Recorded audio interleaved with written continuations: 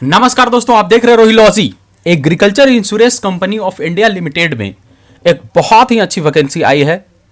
Number of seats 50 हैं, but ये जो पोस्ट है वो बहुत ही अच्छा है और उम्दा सैलरी भी आपको दे रही है।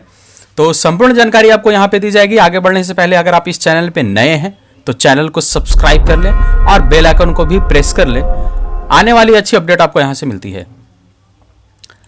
तो 50 वैकेंसीज हैं। मैनेजमेंट ट्रेनीज के लिए, एमटी के लिए पोस्ट है। टोटल नंबर ऑफ वैकेंसी जो है तो वो 50 है।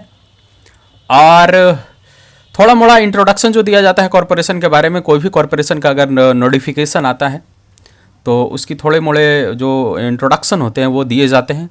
20 दिसंबर 2002 को ये इनकॉर्पोरेट किया गया था। स्टार्टिंग कैपिटल जो इसका था वो 1500 करोड़ के आसपास था और बाकी जो पेड कैपिटल है वो 200 करोड़ के आसपास है। तो काफ़ी अच्छा। और 6 जो कॉरपोरेशन है ऑल ओवर इंडिया में जो पब्लिक सेक्टर्स के हैं और उसी के माध्यम से, उसी के सपोर्ट से यह चल रहा है। तो बेसिकली इसका काम होता है क्रॉप इंश्योरेंस करना। तो आइए आगे देखते हैं कब से फॉर्म भरा रहा है। देखिए 17 जनवरी से फॉर्म भराना स्टार्ट हुआ है और ये 5 फरवरी तक फॉर्म भराएगा।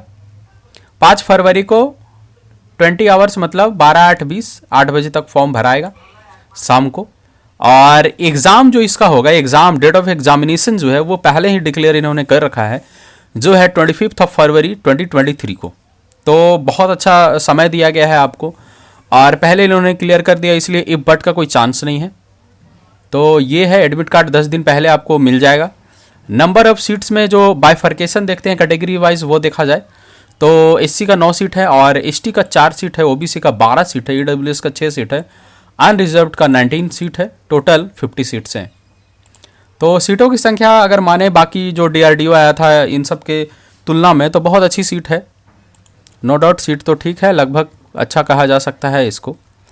आगे बात करते हैं टर्म्स एंड कंडीशंस की। तो देखिए अगर आप सिलेक्ट हो जाते हैं तो 1 ईयर का ट्रेनी पीरियड आपका चलेगा, जो जिसको बोलेंगे ट्रेनी पीरियड, जो मैनेजमेंट ट्रेनी होते हैं। उसके बाद आपको कंफर्म किया जाएगा आपके परफॉर्म बेसिस पे। फिर एक इंटरव्यू होता है कंफर्म करने के लिए, तो वो इंटरव्यू होगा, उसके बाद आपको देखा जाएगा, तब जाके आपको कंफर्म किया जाएगा। प्रोबेशन पीरियड तो 1 साल का आपका रहा। और बॉन्ड पीरियड क्या रख रहा है, गारंटी क्या ले रहा है आपसे कि 3 साल का होना चाहिए। 3 साल से पहले अगर आप छोड़ते हैं तो आपको कुछ लिक्विडेटेड अमाउंट जो है डैमेजेस के रूप में वो लिए जाते हैं। तो 3 साल का बॉन्ड है जिसमें 1 साल का प्रोबेशन पीरियड भी आपका इंक्लूडेड है। और अगर आप इससे पहले अगर छोड़ते हैं तो आपके ट्रेनिंग पीरियड में जो भी पैसा खर्च हुआ है, 1 ईयर के ट्रेनिंग पीरियड में जो भी आपका पैसा खर्च हुआ है, क्योंकि 1 ईयर जो है आपको ट्रेनिंग पीरियड माना जा रहा है, उसमें जो भी पैसा खर्च हुआ है, जो उसके डैमेजेस हुए हैं, वो सारा कैलकुलेट करके आपसे पैसा ले लेगी। कहीं कहीं पे क्या होता है कि स्पष्ट लिख देता है कि इतना पैसा आपको देना है, ये उसके हिसाब से अपना कैलकुलेशन करेंगे। अब देखिए सबसे बढ़िया और सबसे सुंदर बात, 60,000 रुपये पर मंथ आपको मिलेगा ड्यूरिंग द ट्रेनी पीरियड। तो ट्रेनी पीरियड में आपको कितना मिल रहा है, 60,000 पर मंथ। उसके बाद अगर आप कंफर्म हो जाते हैं तो आपकी सैलरी बहुत अच्छी मिलने वाली है, क्योंकि ट्रेनी पीरियड में पर्क्स हो गए, कुछ अलाउंसेज होते हैं जो नहीं मिलता है। सबसे बड़ा चीज़ तो है पर्क्स नहीं मिलता है, जो 30-35% होता है किसी भी कॉरपोरेशन का। अब बात करते हैं सबसे अहम मुद्दा, तो क्या है, वो है क्वालिफिकेशन, कि आपका क्वालिफिकेशन क्या होना चाहिए। देखिए जो थंबनेल में मैंने लिखा है कि ये फॉर्म भरे या नहीं भरे, यहाँ पे आकर डिसाइड होगा कि आपको ये फॉर्म भरना है अन्यथा नहीं भरना है। देखिए सबसे बड़ा वर्ग जो है आर्ट्स का वो घुसा दिया गया है। उसके बाद सबसे बड़ा वर्ग है कॉमर्स का जो घुसा दिया गया है, आर्ट्स, कॉमर्स, साइंस। तो लास्ट में चिपका दिए हैं एग्रीकल्चर वालों को, क्योंकि एग्रीकल्चर वाले नाराज नहीं हो, बेचारे मुंह ना फुला लें। भाई मुंह क्यों फुलाएंगे, ऐसे ही फुल गया है। आर्ट्स वालों को आपने जोड़ दिया है, कॉमर्स वालों को आपने जोड़ दिया है एग्रीकल्चर इंश्योरेंस कॉरपोरेशन। तो एग्रीकल्चर, हॉर्टिकल्चर, एनिमल हस्बेंड्री उसको भी नहीं छोड़े हैं, मैनेजमेंट वाले को नहीं छोड़े हैं, स्टैटिक्स वाले को नहीं छोड़े हैं, HR वाले को नहीं छोड़े हैं, सब तो भैया हैं ही। तो एग्रीकल्चर वाले कैंडिडेट सोच रहे होंगे कि भाई एग्रीकल्चर इंश्योरेंस कॉरपोरेशन की वैकेंसी है हमारे लिए, तो भाई बल्ले बल्ले हैं। बल्ले बल्ले क्या है बताइए। आर्ट्स वाले भरिए रहे हैं, साइंस वाले भर ही रहे हैं, जो बॉटनी, जूलॉजी, फिजिक्स, केमिस्ट्री सब भर ही रहे हैं। कॉमर्स वाले भाई भरिए देंगे, agriculture, horticulture, animal husbandry, agriculture, horticulture, animal husbandry, ये देखकर खुश मत हो जाइए, फूल पत्ती मत बांटने लगिए। मैनेजमेंट ट्रेनिंग देखिए, उसके लिए कितने लोगों को एलिजिबल कर दिया गया है। मैनेजमेंट वाले भी एलिजिबल हैं, स्टैटिक्स वाले भी एलिजिबल है, HR वाले हैं ही भाई, ठीक है। उसके बाद अदर्स भी लिखा है, ले भैया ये कहा अदर्स भी एलिजिबल है, तो किसको छोड़ना है आप। तो इसलिए मैं कह रहा हूँ ये फॉर्म भरे या नहीं भरे, इसमें आप थोड़ा सा एनालिसिस कर सकते हैं। आगे चलिए, आगे भी बताएंगे, वहाँ पे भी एक बाइफर्केशन होगा, आपका जो माइंडसेट है वो भी थोड़ा सा चेंज होगा सिलेबस को इसका देखकर और इसके एग्जाम पैटर्न को देखकर। मिनिमम एज क्वालिफिकेशन जो है 21 ईयर है और मैक्सिमम जो है 30 ईयर्स है। बाकी as per the central government rule जो होता है, छूट वगैरह एज रिलैक्सेशन में कैटेगरी वाइज वो सारे दिए गए हैं, इसमें कोई दिक्कत नहीं है भाई, वो सब तो जेब का तेब रहेगा ही। आगे अगर बात करेंगे एग्ज़ाम पैटर्न की, तो एग्ज़ाम पैटर्न क्या है ये थोड़ा सा देख लेते हैं।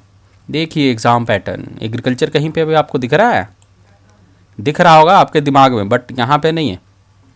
एग्ज़ाम पैटर्न में कहीं भी एग्रीकल्चर नहीं है, आपके दिमाग में है बस। टेस्ट ऑफ रीजनिंग होगा, टेस्ट ऑफ इंग्लिश लैंग्वेज होगा, GA होगा, जनरल अवेयरनेस होगा, मैथ्स होगा, कंप्यूटर होगा और 35 नंबर का आपका डिस्क्रिप्टिव होगा, जिसके लिए आपको 1 घंटा दिया जाएगा, जिसमें 3 घंटे क्वेश्चंस होंगे।